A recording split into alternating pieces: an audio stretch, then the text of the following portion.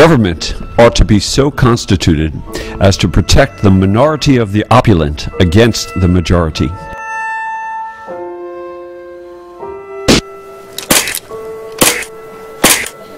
Camarada Durruti, a los lectores del New York Herald les gustaría saber si ustedes, los anarquistas, se consideran a las órdenes del gobierno o si por el contrario están enfrentados a él. Se trata de aplastar para siempre al fascismo, y ello si hace falta a pesar del gobierno. Tal vez un día no lejano, este mismo gobierno tenga necesidad de los militares rebeldes para destruir el movimiento obrero. Luchamos por la revolución, no esperamos ayuda de nadie. Les mostraremos a ustedes, los bolcheviques rusos, cómo se hace la revolución. En su país hay dictadura. En el Ejército Rojo hay coroneles y generales. Mientras que en mi columna no hay jefes ni subordinados. Todos somos iguales en derechos. Todos somos soldados. Yo también soy un simple soldado. Se acusa a los hombres de su columna de haber caído en un cierto desorden. Caos, dicen algunos. Los militares profesionales tienen dificultades para hacerse respetar. ¿Usted qué opina? Los burgueses siempre tienden a identificar la libertad con el caos. Hemos organizado el entusiasmo, no la obediencia. Cada hombre, cada mujer es responsable ante sí mismo y ante los demás. Esa es nuestra fuerza. Nosotros, los obreros, estamos destinados a heredar la tierra. Con toda seguridad, será un triunfo muy costoso. Descansarán sobre un montón de ruinas. No tenemos miedo a las ruinas. Los obreros hemos construido los palacios y ciudades de España y América. Podemos volver a hacerlo. La burguesía podrá hacer saltar en pedazos su mundo antes de abandonar el escenario de la historia. Pero nosotros llevamos en el corazón un mundo nuevo. Y ese mundo crece a cada instante. Está creciendo ahora mientras hablo con vosotros. Society could be managed without the state. And by the state, I don't mean the absence of any institutions, the absence of any form of social organization. The state really refers to a professional apparatus of people who are set aside to manage society, to preempt the control of society from the people. You know, the people are being asked to die and pay for this, and you're saying they have no say in this war. No, I didn't say that, Helen, but Helen, this president was elected. What it amounts to it, you're saying we have no input at all. No, you had input. The American people have input every 4 years, and that's the way our system is set up. It is only natural that those on top of the hierarchy will try to limit public input by creating conflict and division. That is, by promoting unity only as it relates to a uniform support for elite ideology and action. And it's only natural that violence and deceit will be used to suppress the freedom instinct of the masses. After all, if the subordinate majority ever unite, elite power could be jeopardized. In fact, not only do power structures create situations where we oppress each other, but they create situations where we defend and become attached to our own oppressors. In other words, those at the top of a hierarchy become part of us, like an extension of our egos. The most obvious example of a hierarchical power structure having this effect is the state. Worship of the state has become a secular religion for which the intellectuals serve as a priesthood. The more primitive sectors of society go further, fostering forms of idolatry in which such sacred symbols as the flag become an object of forced veneration, while God and state are linked in public ceremony and discourse. But the state is not the only major hierarchical organization with control over our lives. Every institution provides the people who are members of it with a social role to occupy.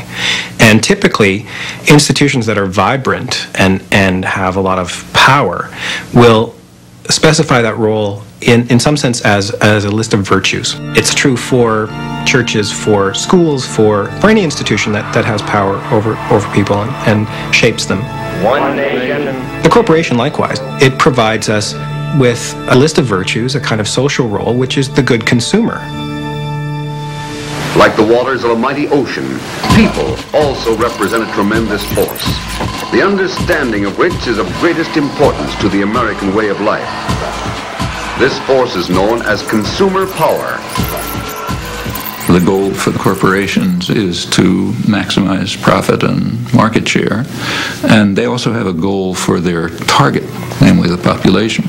They have to be turned into completely mindless consumers of goods that they do not want. You have to develop what are called created wants. So you have to create wants. You have to impose on people what's called a philosophy of futility. You have to focus them on the insignificant things of life, like fashionable consumption. I'm just basically quoting business literature.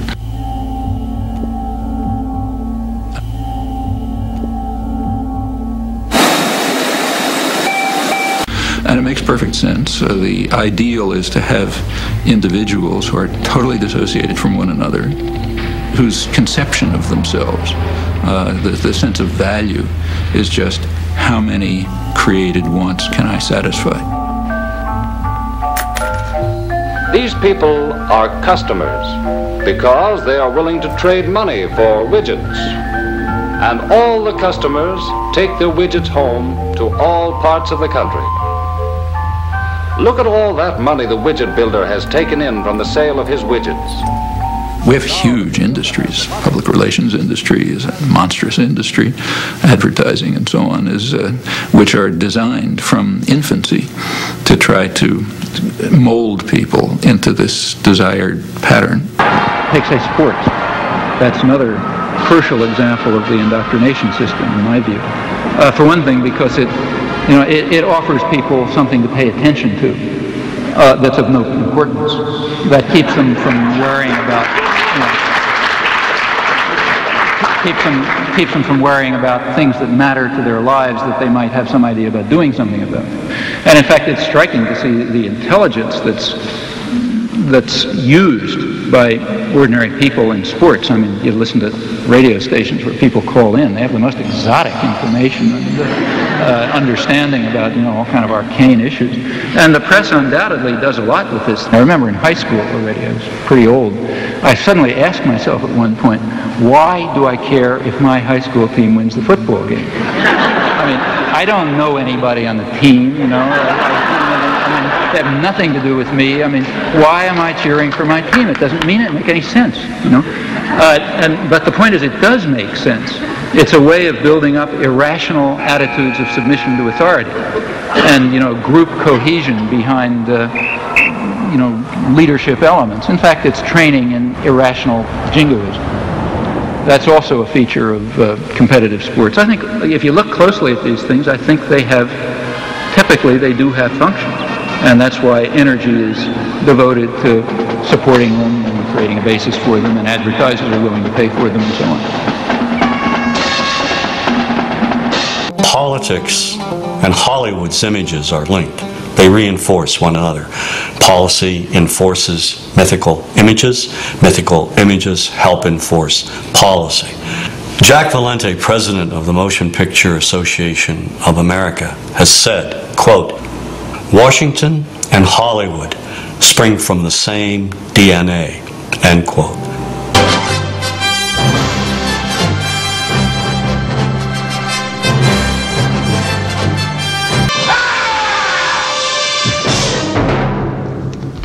I think somebody fell off the roof.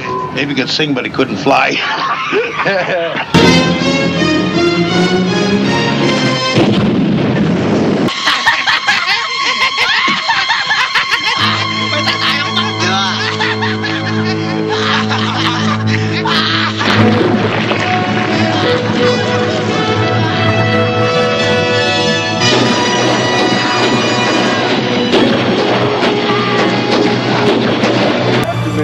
If he dies, he dies.